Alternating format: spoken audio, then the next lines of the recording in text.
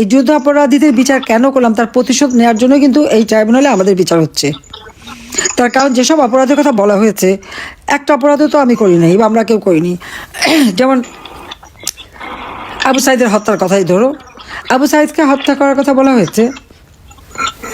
আবু সাইদের বাবা সে যখন সাক্ষী দিল কি বলছে, সারা বিশ্ব জানে আবু সাইদ বুক পেতে গুলি নিয়ে মারা গেছে। আবু সাইদের বাবা ট্রাইব্যুনালে যে সাক্ষী দিল, তার ছেলের মাথার পিছনে গুলি, যখন তাকে গোসল করায় তখনও মাথার পিছনে রক্ত।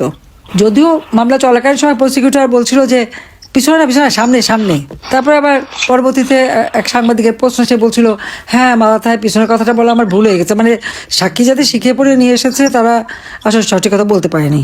আবু সাইদের হত্যা, মুগ্ধর হত্যা, তারপরে 7.62 বুলেট যেটা ব্যবহার করা হয়েছে 2024 সালের 15ই ফেব্রুয়ারির পর থেকে, আমি সেখানে একটা জুডিশিয়াল ইনকোয়ারি কমিশন গঠন করে দিয়েছিলাম হাইকোর্টের জজ সাহেবকে দিয়ে। ডক্টর মোহাম্মদ ইউনূস কিন্তু সেই এনকোয়ারি করতে দেয় নাই। অবৈধ অস্ত্র, থানা লুট করে অস্ত্র, সেগুলি কোথায় গেল সেগুলি খোঁজ করে নাই। দেখা যাচ্ছে এখানে যত মানে একটা মনে হচ্ছে একটা রাজনৈতিক প্রতিহিংসা চরিতার্থ করার জন্য মুক্তিযোদ্ধা পরিবার এবং জনগণের ভোটে নির্বাচিত জনপ্রতিনিধি, সর্বোপরি আওয়ামী লীগের নেতৃবৃন্দ এবং আমার বিরুদ্ধে মামলা, এবং সেই মামলায় যেমন কোনো আর্গুমেন্ট কিছুই লাগবে না।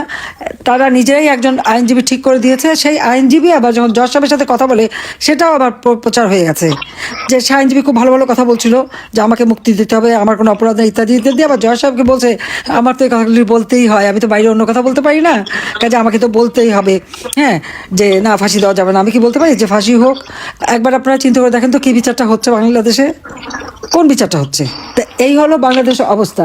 সেখানে আইনজীবীদের ঢুকতেও দেওয়া হচ্ছে না, যেটা এখান পান্না বলছেন উনি যাবেন, যায়নি। আর আমার বিরুদ্ধে যে মামলা, আমি তো কোনো নোটিশ টোটিশ কিছুই পাইনি। আর আমার তো ঘর বাড়ি কিছুই নাই, ঠিকানাই নাই এখন, এই অবস্থা। তো সেগুলো আমরা কেউ কিছু জানিও না, কিন্তু বিচার হয়ে গেছে, বিচারের রায়ও দিয়ে দেবে। তো এই যে ক্যাঙ্গারু কোর্টের থেকেও জঘন্য একটা কোর্টের যে বিচার, এটা তো কোনো ন্যায় বিচার পাওয়া না, এটা তো একেবারে রাজনৈতিক প্রতিহিংসা চরিতার্থ করা হচ্ছে বলে আমাদের ধারণা। কাজে এই ট্রাইব্যুনাল যে গঠনবিধি মেনে চলা হয় নাই, কাজে এখানে যে সব কিছু দেখা যাচ্ছে সেই আবার যেন 71 সালে পাকিস্তানি হানাদার বাহিনীর যে যারা গণহত্যা করছে তার যে বিচার হলো, তারই প্রতিশোধ নেওয়ার জন্যই এটা করা হয়েছে।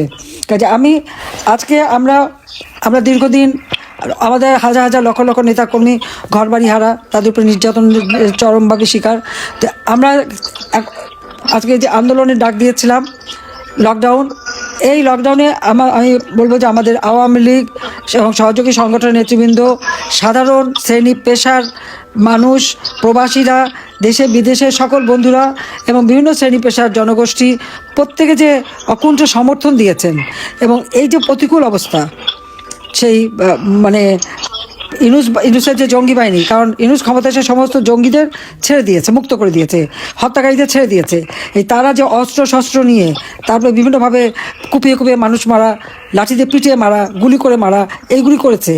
আজকে এত ভয় ভীতি, এত মামলা হামলা, তারপরেও জনগণ রাস্তায় নেমেছে এবং তারা এর প্রতিবাদ করেছে, এবং এই লকডাউন প্রোগ্রামটাকে সর্বাত্মকভাবে তারা সফল করেছে বলে আমি আপনাদের কাছে, আমাদের প্রবাসী যারা, তারা বাংলাদেশের জনগণ, আমার দলের নেতাকর্মী সকলের প্রতি আমি কৃতজ্ঞতা জানাচ্ছি যে আজকে এই যে প্রতিবাদের মধ্য দিয়ে আমার মনে হয় যে ইউনূস ক্ষমতা দখলের পর থেকে বাংলাদেশের মানুষ যে একটা শ্বাসরুদ্ধকর পরিবেশে ছিল, তারা যে একটা হতাশায় ভুগছিল, তারা ভেবেছিল তাদের জন্য বলার বোধহয় কেউ নাই, কিন্তু আওয়ামী লীগ জনগণের পাশে আছে, জনগণের পাশে থাকবে, এবং জনগণের কল্যাণে আওয়ামী লীগ চিরদিন কাজ করে এবং সেইভাবেই কাজ করে যাবো। আজকে সেই স্বস্তিটা মানুষের মাঝে ফিরে এসেছে।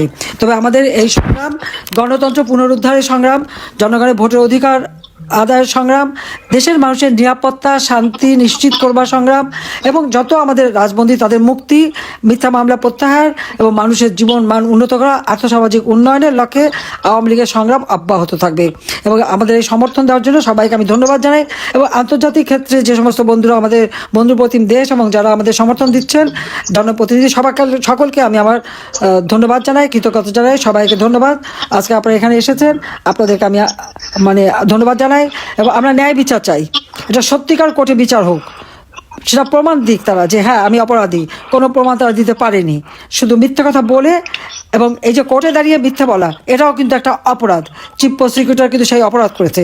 আজকে যে জজ, 2জন জামাত ইসলামী, 1জন বিএনপি, তারা দলীয়, এখানে তো বিচার হতে পারে না, ন্যায় বিচার হতে পারে না। কাজে এই অবস্থায় তারা মামলা চালাচ্ছে। ধন্যবাদ জানিয়ে আমার বক্তব্য শেষ করছি। খোদা হাফেজ। জয় বাংলা, জয় বঙ্গবন্ধু, বাংলাদেশ চিরজীবী হোক। ধন্যবাদ।